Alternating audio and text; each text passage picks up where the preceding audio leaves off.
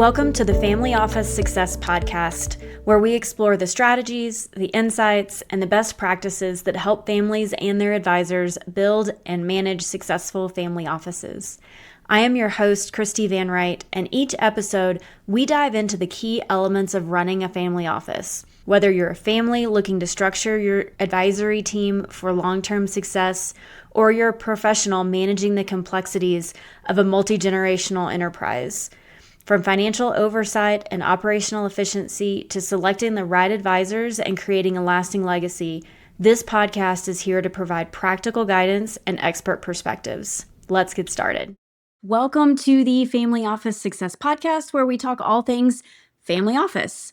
Today, we are continuing our exploration of auction houses, demystifying what an auction house does, how it works, and just kind of getting a feel for the entire process. So today's conversation is with Miss Kathleen O'Brien with Bonhams, and we're going to be talking about market trends. We're going to be talking about, fine art versus luxury, talking about what's really, how the market shifts and what's selling maybe at one time kind of goes in and out of fashion, and how you deal with that as a family whenever you're looking to move through items for, whatever reason on the buy side or the sell side, quite frankly. So with that, Kathleen, I want to say thank you so much for joining me today. I so appreciate your time being here. Thank you for having me. I'm delighted to be on my first podcast. I love it. I love that we're your first. Yeah. Well, I'm super excited to talk to you today and bring everybody this session. So tell us a little bit about your background and then kind of talk about a little bit what Bonhams does. Yeah, happy to. So I am Kathleen O'Brien with Bonhams. I am the Director of Trust and Estates based in New England, based in our Boston office. And my background is in the traditional art world for the last 16 years. So Bonhams is an auction house, as you mentioned, and I've been at auction for about the last 5 years of my career. Before joining Bonhams last December, I was with another house in New York City. And then the 11 years prior to that, I was in galleries and really started as a gallery assistant right out of grad school and worked my way up. And when I kind of finished my tenure at galleries, I was the director of a space in Chelsea. So my career in galleries was in New York and a brief stint of 3 years in Los Angeles. And then made the switch to auction about 5 years ago. And then really, I'm from Boston and really wanted to move back here. And so, as you mentioned, Bonhams acquired Skinner roughly 3 years ago. And Bonhams is one of the oldest auction houses globally, founded in 1793. Headquarters is still in London. But about 3 years ago, the acquisition of Skinner here in New England, and then acquisition of other regional houses, 2 in Scandinavia and 1 in Paris, was a tremendous moment of growth for the company.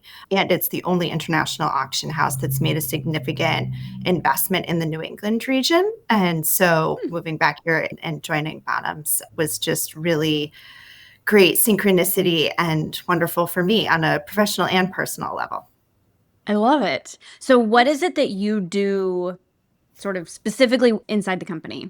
Yeah. So like most people's jobs, every day looks different. So as the Director of Trust and Estates, my clients are trust and estate attorneys, family office people such as yourself, CPAs, and wealth management, wealth planners, people in financial services. And I am pitching the services provided by my department and Bonhams at large to other professionals. And by extension, they will be utilizing our services for their private clients.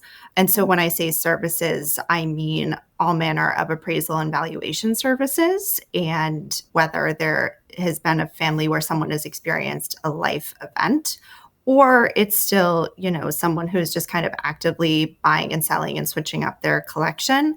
We can provide, obviously, estate tax appraisals, all kind of IRS compliant documents that way, and provide that service.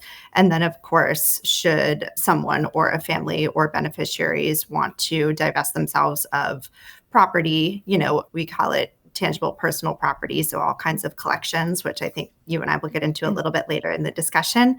Whether it be fine art or luxury, we offer the selling avenues of either at auction or privately, should that be, sort of where the market is, or if someone would want more discretion. And so my job really is to build those relationships, continuously pitch our services, always offer competitive proposals for pitching for property, and ultimately to consign it to sell. It's under the business development umbrella, and it's really about bringing in the property that goes to auction or to private sale.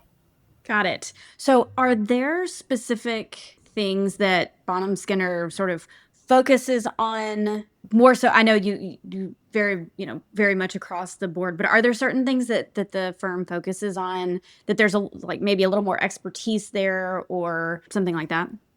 Yeah, great question. So, as I mentioned, Bonhams is a global company. So, I work with an amazing team of global specialists across just over 60 categories of property. And the two large buckets there are fine art and luxury. And what falls under fine art is everything that you would traditionally think of as fine art: contemporary art, impressionist and modern, old masters, photography, prints and multiples, sculpture, Asian art by country, so Chinese works of art, Japanese works of art, etc. And then under luxury, incredibly broad term, and that is everything from jewelry, watches, spirits, wine, motor cars, sports memorabilia, all kinds of other collectibles. And so we service all of those. There's really nothing we won't look at just as initial protocol, and we're happy to review anything. And then I would say, to answer your question about, material that Bonhams really has made their mark. And, Bonhams has always been very strong in Asian art. We always have very strong Asia Art Weeks, strong in motor cars, in jewelry, and post-war and contemporary. And then I would say, with the acquisition of Skinner being, a regional New England auction house that's had a sterling reputation for 60 plus years, given the geographical location, the categories that really stand out here are American paintings, Americana. We still have a militaria department, for example, which some other auction houses have done away with. And in fact, for example, in 2026, with the 250th anniversary of the nation, we'll be gearing up for a sale with all kind of Revolutionary War material, which is very apt for the region. So, yeah. Indeed. That's so interesting. So you're right. I don't know that I've really spoken to anyone who focuses on the military history, that kind of work. But correct me if I'm wrong, the line is more historical than it is current firearms or something like that. Just to be clear, because we do get that question quite a bit.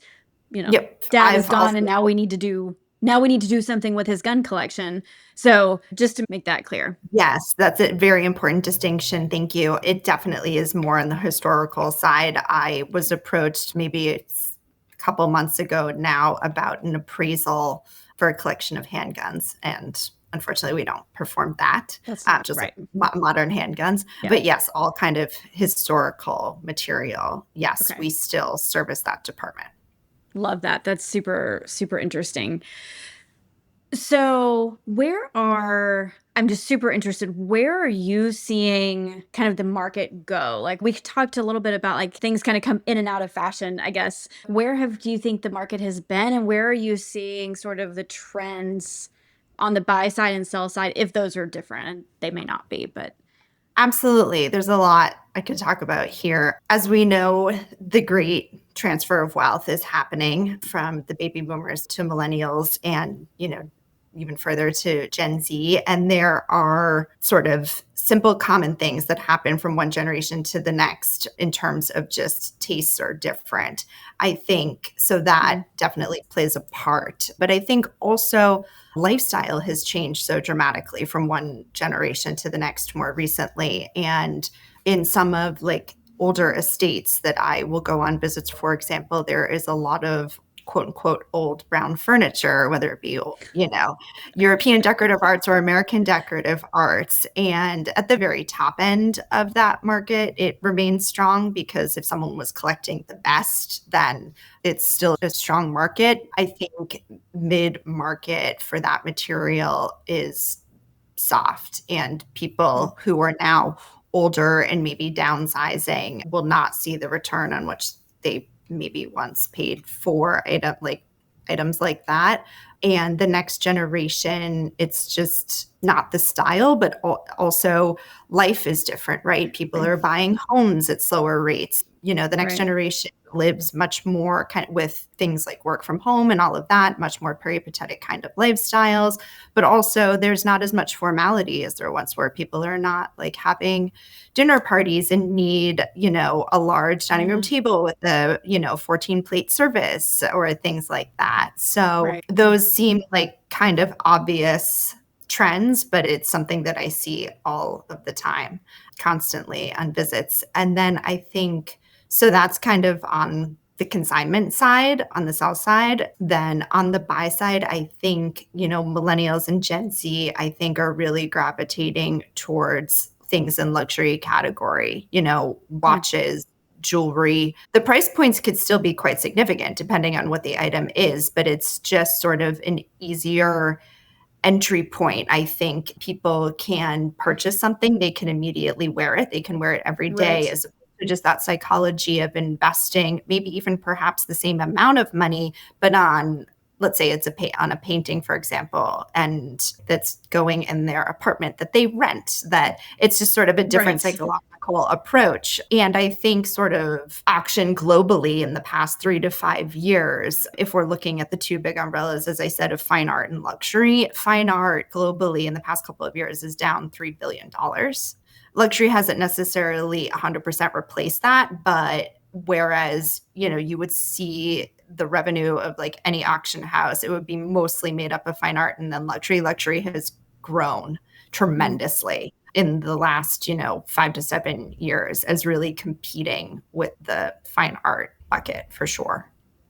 That's so interesting because obviously to have a market, you have to have a sell side. I mean, you have to have sellers, people willing to sell to have a buyer's market. So I'm going to extrapolate, tell me if I'm wrong, that there are also as many families who are looking to sell those luxury goods as there are willing to buy at this point. Yeah, absolutely. In estates, that's what I'm looking at. So I'm looking at someone's holistic collecting, and it's, people who we're always thinking at auction, about our cross category people, and people who have fantastic fine art collection often have wine collections and often have jewelry and watches and handbags. And it's just their overall collectors. And these are the habits of ultra high net worth people. Cars also. So yes, as things change hand from one generation to the next, all of these kinds of categories, lifestyle of one generation to the next, it's often that the beneficiaries are keeping a couple of things for sentimental reasons or so forth, and then are, quite willing to part with other things and major portions of collections. Yeah, which makes sense. So you mentioned that we're seeing the trend from fine arts over to luxury. If you're looking back over history of the firm, which obviously there is quite a long history, do you see that trends kind of the antique furniture or the, the certain styles of furniture that they come and go over a certain number of years? So if a family maybe has a collection, mom and dad or grandparents have a collection of beautiful furniture that maybe isn't in style, quote unquote. Now, do you tend to see trends where things really do kind of come and go? Yes, like any other market for art, market for furniture, market for jewelry, etc., are always, changing. And I also don't mean to insinuate that luxury is kind of replacing fine art. I just mean to say that like now more than ever, they're kind of neck and neck, which historically had not like been the case at auction. Yeah. Okay. And also the categories of property that we work with are always like ever expanding. It's interesting. I think during COVID, a category that I've noticed that has cropped up with even more kind of fervor than before is like sports memorabilia, for example. X pair of Nikes that Michael Jordan wore during X game, things like that. But also at the end of last year here in Boston, we hosted the Larry Lucchino sale. He's the former CEO of the Red Sox. So we had a lot of actual baseballs and mitts and bats in the gallery to sell, but then also kind of memorabilia, like a guitar signed by Aerosmith, who's a Boston-based band who from the show they played at Fenway. So, and these things are achieving amazing results. There's always new categories cropping up that we are happy to work with. You mentioned a little bit earlier a string that I want to pull real quick, which is, I think you said like auction weeks or time periods that you do auctions in. So when you're working with a family and you're going in, first of all, I want to know how you proceed with a family when they have a collection.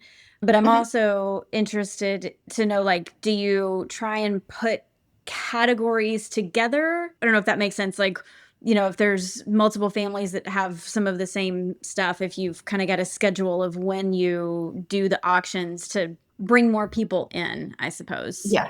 Yes. Okay. So at large, the art world kind of has a global calendar and cadence that includes, this is very general, but it includes marquee auction weeks, major art fairs, seasons for galleries and museum shows, the spring and the fall being the most robust seasons in the art world. And so at auction, we have a continuous sales cycle, and there are different calendar moments for different categories that everyone in the art world collectively recognizes. In November, we're coming up in our marquee New York sales. And so not only Bonhams, but all other auction houses will have their marquee evening and day sales. And that is for our post-war and contemporary sales and our impressionist and modern sales. December moves more into a luxury moment, so high jewelry sales. January is Americana sales. March is Asia Week.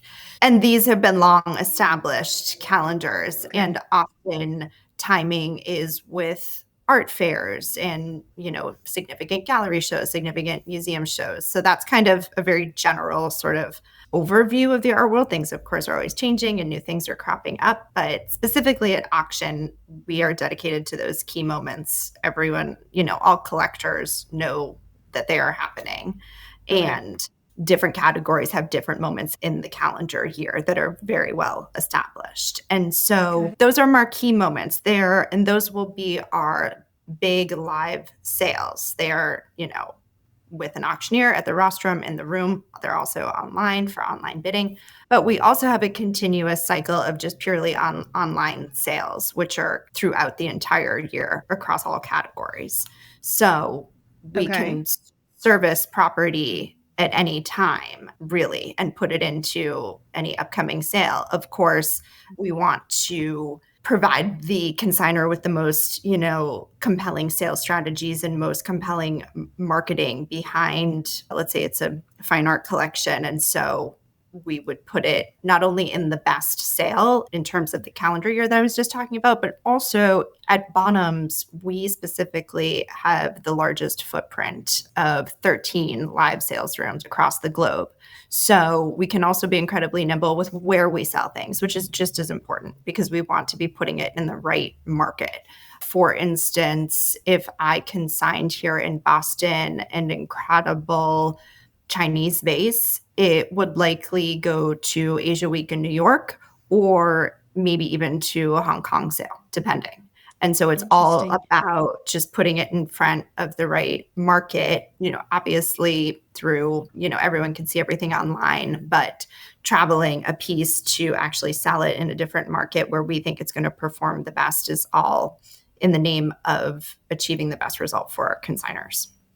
So there's the calendar moment, but also the geographical location, which is all part of our, well thought out strategies. And then to answer the second part of your question about kind of the approach with how we work, whether it's someone approaching the auction house directly, or for example, if a lawyer gets in touch with me and there is, a decedent and a family wants to begin the process of, let's say, an estate tax appraisal with a view to then potentially consign property, we either go through the appraisal if that's the necessary step, or we just review the property. Estate tax appraisals are performed by, my appraiser colleagues who have decades and decades of business and are, compliant with the U.S. standard practices of appraisers. And we provide, at the end of the process, we provide IRS compliant documents to be filed. So we can always do that. If that's not necessary at the time, we provide auction estimates, which is free of charge, and we'll do walkthroughs of a home or review images is likely the first step. And then that will determine, if a visit needs to take place. And a visit is really about inspecting things in persons and noting condition and hearing about provenance and things like that from other family members. And then based on that, we'll provide auction estimates and a marketing proposal to the decision makers and then negotiate it and hopefully sign a contract. And then we also help to take care of all the logistics with shipping or pickup. And then we do our own cataloging research. Once we get the property in-house, we do professional photography, then the marketing begins, then online catalogs are published, things are hung for exhibition previews in whichever location items have gone to, and then the auction occurs, and then the settlement's paid to the consignor. So, yeah, I think it's important to know in the context of that, like the estate tax appraisal it would be, just one value usually per item. And sometimes, depending on the value threshold, there can be groupings of items just because everything needs to be noted for the IRS. And then auction estimates are a range of values, which, we believe a given object will sell in the current market with a willing, buyer and a willing seller. And also, there's a little bit of marketing magic in those because we like to encourage robust bidding at auction time. So just to note some of the differences there in the kinds of values that we provide. So if a family calls you and says, we have a house full of things and we really don't know what we have. Mm-hmm. When you're going in and working with a family, what makes a collection when you're going through and kind of cataloging and figuring out what's going to make sense? What are you looking for? We are looking for any category of property that we work with, which, as I mentioned, is extensive. And really, we have a minimum lot value threshold, so a financial minimum with which we'll work. But it's actually still quite, I think, inviting to everyone. It's $1,000. So That's the not barrier of entry unattainable. is still very, very low. And then even if, let's say we do go into a house and things aren't suitable for auction, we have a network of third-party referrals of companies that, we trust and we work with that can assist people in those situations to do more estate clean out type of services. We don't ever want to, we want to be really full service from, blue chip pieces, middle market, and then we don't want to come in and cherry pick and leave people hanging. We, understand that, especially if someone has passed away, that it's a sensitive time for the family, that things to do with collections are often low on the priority list. And so want to be as full service as possible. I love that. I think everyone can appreciate maybe not a one-stop shop if that's what it comes down to, because very few anybody services can be a full one-stop shop, but being able to refer a family to get additional help if they need it, I think that's wonderful. Yeah. We aim to be as And one stop as possible. So fair enough. And it sounds like, if a lot or an item, $1,000 minimum, that's very attainable, I think, for a lot of the collections. So I think if I'm hearing you correctly, a family shouldn't necessarily have in their head that we don't have enough. It's not enough for an auction house. We wouldn't want to waste time, but more so pick up the phone, have a conversation, send an email and talk about what's there and then figure out if that's going to be a good fit or something that you can handle. Is that fair? Absolutely. I review images with my colleagues in, the various special departments all the time, constantly, with people who are bringing us, things to show, and we can get back, very fairly quickly with auction estimates or not, if the case is. But yeah, we want to be full service, approachable, and also demonstrate our connoisseurship. And I think often too, with the next generation inheriting objects, art and objects from parents or grandparents, sometimes too, people don't know what they have. It's Agreed. just something that's, let's say been in the family for X amount of generations. And now here we are. And, it's not always, but sometimes there are real hidden gems. So it's always worth asking for sure. Love that. Out of curiosity, do you see more or are you seeing more families who are, I'm not going to say slimming down their homes necessarily, but maybe thinking a little bit further ahead? My kids don't want this furniture. This isn't their style. Are you seeing more families who are maybe taking a little bit more of a proactive approach? I think so. Yes, I would have to say in my experience in this role in particular for the last year, I would say yes. I have recently had at least 3 conversations with people who are actually private clients coming to us, and they're in their 70s, still alive and well. For example, I'm thinking of one gentleman, but he knows that his children don't want everything. Like I said, they'll probably keep a few things that have Sure. been meaningful to them through the course of their childhood and so forth. And so, yeah, people are thinking about things a little more proactively. Mhm. Yeah, I think it's more top of mind now than it sort of felt like maybe the previous generation. Right. I feel like some of the generations just the kids are gonna take it all. They're gonna want it all. At some point, you can only inherit so much when you have multiple families coming together Yeah. over the years. So that has definitely been an interesting thing that we have experienced when families have come together and generations grow and things get passed down. So Kathleen, is there any last, as we wrap up, kind of any last thoughts that you want to leave with folks about auction houses in general, about Bonham Skinner, how to think about it? Any Yeah. words of wisdom you'd leave with our listeners today? Yeah, absolutely. I would say a couple of things. I think, I mentioned the depth of Bonham's global presence, which is incredible. And I would say that Bonham's really prides itself on being sort of like the local approach, but the global reach. And I think that is especially true where I work here in New England, because through the acquisition of Skinner, I've got 60 colleagues here with me on the ground. And then, of course, my international colleagues. So it's very, like I said, approachable and very local, hands-on, but then have that global reach, which I think is a real advantage of Bonhams.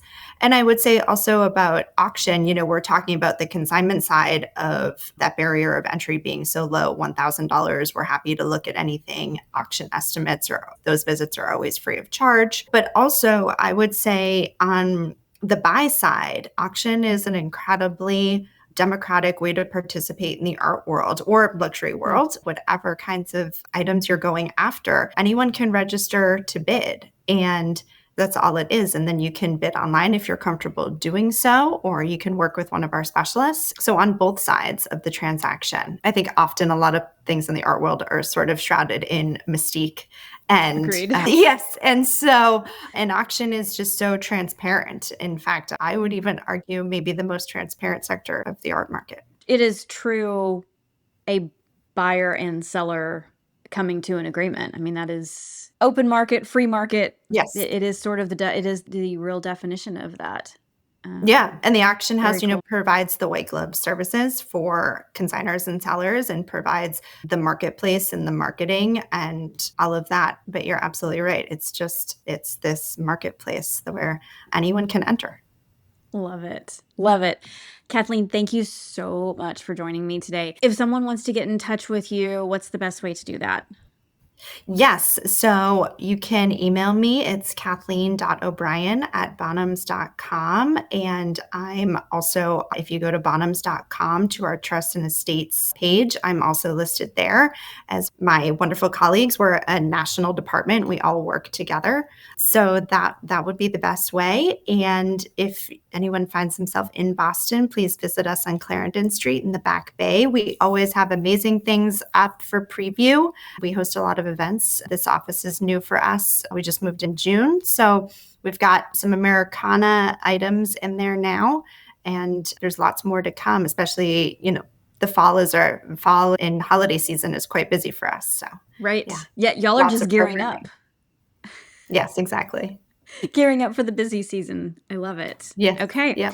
We will also link to the website and your email in the show notes. So if anybody is looking for that, click the 3 dots for more, and you'll be able to see how to get in touch with Kathleen. So fantastic. Thank you again. I so appreciate your time. For everybody listening, I hope that you learned something new, but most of all, I hope your takeaway is that auction houses are approachable. And if you have collections or looking at collections, buying or selling, I hope you'll reach out, because all of these folks really are lovely to speak with and work with and want to help make this a good experience for you. So with that, we will say farewell for today. Thank you, Kathleen. Thank you so much for having me. Thank you for joining me today on the Family Office Success Podcast. I hope you found this conversation insightful and valuable as you navigate the complexities of family office services. If you're looking for more ideas or resources, or want to explore how we can support your family office or your family through services and training and strategy, connect with me on LinkedIn or visit our website at whiteriverconsultants.com, and be sure to subscribe to our newsletter for updates and expert insights. And if you're ready to take your family office to the next level, consider joining our mastermind, where we can help you manage that chaos and create better outcomes for the families you serve. Until next time, I'm Christi Van Rite, and this has been the Family Office Success Podcast. Take care and keep building for the future.